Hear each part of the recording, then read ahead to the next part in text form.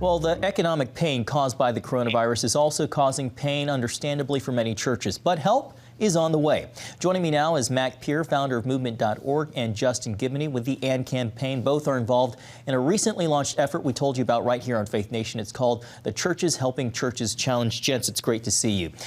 You guys launched the initiative on April 3rd. The original goal was to raise $500,000 this month alone. 10 days later, you've already raised $250,000 in awarded grants to 50 churches.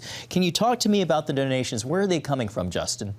So the donations are coming from a lot of different places. We have some large faith organizations that have come in to help, some Christian donors. Everything that we're doing is in partnership with the National Christian Foundation, who's actually administering the fund, and 100% of the proceeds are going out to churches. So we've got a good start.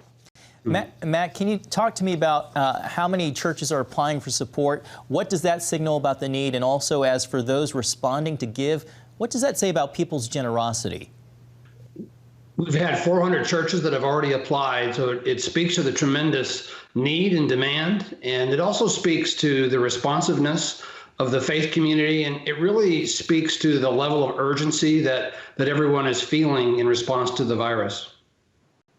We know smaller churches are more at risk. About a quarter of churches have either cut staff, hours, or salaries in the middle of this crisis. Justin, what's the criteria you guys are using to determine who to help? Yeah, so we want to make sure that we're helping small churches. So one of the criteria is that you have between 25 to 150 members.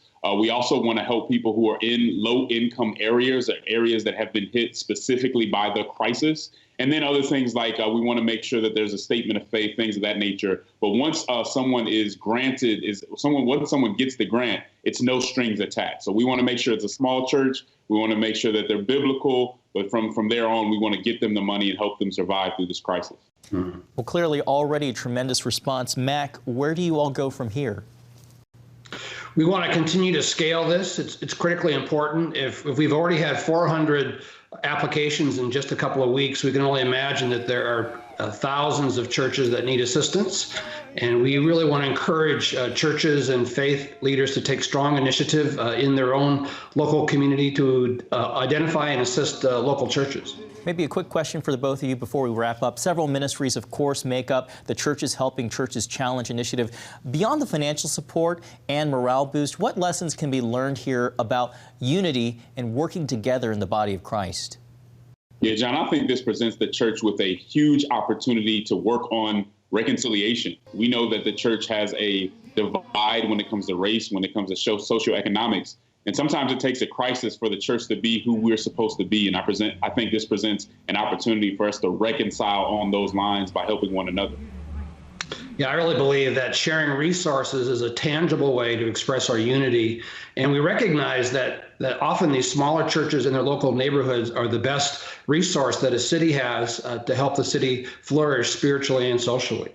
Well, gentlemen, we appreciate the work that you're doing. Justin, real quickly, where can people go to find more information about this?